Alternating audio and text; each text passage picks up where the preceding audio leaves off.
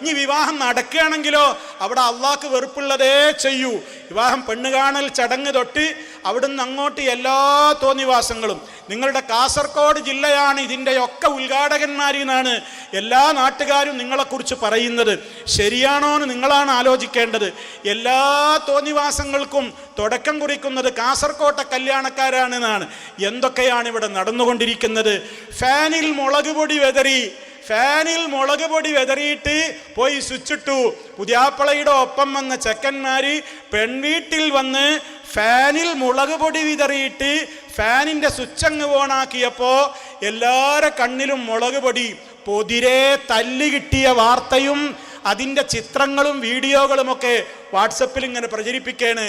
ഇങ്ങനെ കിട്ടുമ്പോൾ കുറേ എണ്ണത്തിന് മാറ്റമുണ്ടാകും. പക്ഷെ അതൊന്നും ഒരു ശരിയല്ലല്ലോ.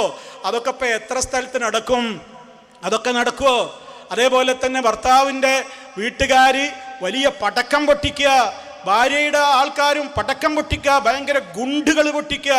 ഒരു കുട്ടി അബോധാവസ്ഥയിലായി, ഒരു കൊച്ചുകുട്ടി അബോധാവസ്ഥയിലായി. കുട്ടി വായ തുറന്നു പിടിക്കുകയാണ്, വായ കൂട്ടുന്നില്ല. കുട്ടിയുടെ ശരീരം വിവർണമായി, കുട്ടിക്ക് ബോധം നശിച്ചു, കണ്ണു തുറിച്ചു. എന്തേ? പടക്കം പൊട്ടിയ ശബ്ദം കേട്ടപ്പോൾ പോയി പറഞ്ഞത്രേ കല്യാണ വീട്ടിൽ അയൽക്കാരനാണ്, ഇങ്ങനെ പടക്കം പൊട്ടിക്കല്ലേ, കുട്ടി പേടിക്കുന്നുണ്ട്. അത് പറഞ്ഞ് കേൾക്കാതെ പിറ്റേന്നും പൊട്ടിച്ചു.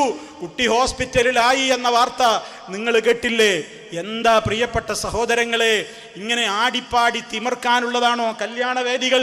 റോഡുകൾ ബ്ലോക്കാക്കി JCBയിൽ പുതിയാപ്പിളയെ കൊണ്ടുപോയി.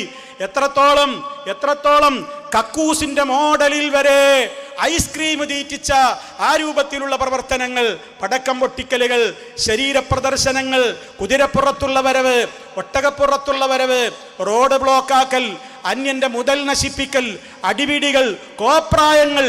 എന്തൊക്കെയാ മുസ്ലിം ഉമ്മത്തെ ഈ വിവാഹത്തിന്റെ പേരിൽ കാട്ടിക്കൂട്ടുന്നത്? പല നാടുകളുടെ പേരിലുള്ള സംഗീത നിശകൾ.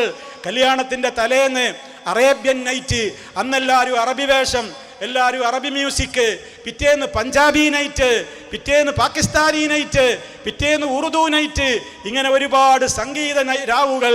അതുപോലെ തന്നെ ഒരുപാട് പേരിൽ പല കളറിൽ വസ്ത്രങ്ങൾ ധരിച്ച് തുള്ളിച്ചാടി ലഹരിയുടെയും മയക്കുമരുന്നുകളുടെയും അതേപോലെയുള്ള തോന്നിവാസങ്ങളുടെയും പേക്കൂത്തുകളായി മാറുന്നു വിവാഹത്തിന്റെ ദിനങ്ങൾ.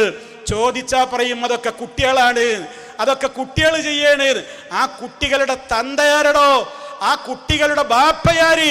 ആ ബാപ്പാക്കുള്ള കടമയല്ലേ മുത്തു മുസ്തഫ പഠിപ്പിച്ചത്? പരലോകത്ത് ചോദ്യമുണ്ടാകുമെന്ന് നിങ്ങൾ മറുപടി പറയേണ്ടി വരില്ലേ?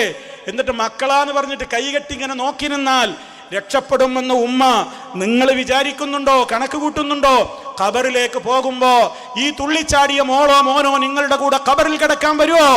നാളെ മഹ്ശറിൽ നിങ്ങളോട് ചോദ്യം ചോദിക്കുമ്പോ ഈ മക്കൾ നിങ്ങൾക്ക് വക്കാലത്ത് പറയാനുണ്ടാകുമോ? നിങ്ങളെ കാണുമ്പോൾ അവരോടും വേണമെങ്കിൽ നിങ്ങൾക്കെതിരെ പരലോകത്ത് കേസ് കൊടുക്കും. ഞങ്ങൾ ചെയ്തപ്പോ ഞങ്ങളെ കർശനമായി വിലക്കിയില്ല എന്ന് നിങ്ങൾക്കെതിരെ പരാതിയും കൊടുത്തേക്കും. ഈ വിധത്തിൽ വിവാഹ മാമാങ്കങ്ങൾ, ആഭാസങ്ങൾ, തോന്നിവാസങ്ങൾ, ആണും പെണ്ണും ഒന്നിച്ച് കൂത്താടുകയാണ്, ഡാൻസ് ആടുകയാണ്, പരസ്യമായി കെട്ടിപ്പിടിച്ച് ചുംബനമർപ്പിക്കുകയാണ്. അതൊക്കെ ക്യാമറകൾക്ക് വേണ്ടി പോസ്റ്റ് ചെയ്ത് കൊടുക്കുകയാണ്. ഇൻസ്റ്റയിലും FBകളിലുമൊക്കെ പോസ്റ്റ് ചെയ്യപ്പെടുകയാണ്. ഇത്തരത്തിലുള്ള പ്രവർത്തനങ്ങളാണോ പ്രിയമുള്ളവരെ റഹ്മാനായ റബ്ബ് നമ്മുടെ മക്കൾക്ക് ഒരു ഇണയെ തരുന്ന ദിവസം നന്ദിയായി ചെയ്യേണ്ടത്? മാറി ചിന്തിക്കണേ പ്രിയമുള്ളവരെ, മാറി ചിന്തിക്കണം. ഒരു തിന്മയുടെ തുടക്കക്കാരായി നിങ്ങൾ മാറരുത്. നമ്മൾ നന്മയുടെ തുടക്കക്കാരാവണം. നമ്മൾ തുടങ്ങിയ ഒരു തിന്മ ആരൊക്കെ ഖിയാമത്ത് നാൾ വരെ അതിനെ ഫോളോ ചെയ്യുന്നുണ്ടോ അവർ ചെയ്യുന്ന തിന്മകളുടെ ഒക്കെ ഒരു വിഹിതം നമ്മൾ മരിച്ചാലും നമ്മുടെ ഖബറിലേക്ക് ശിക്ഷയായിട്ട് വരും എന്ന് നമ്മൾ മനസ്സിലാക്കണം.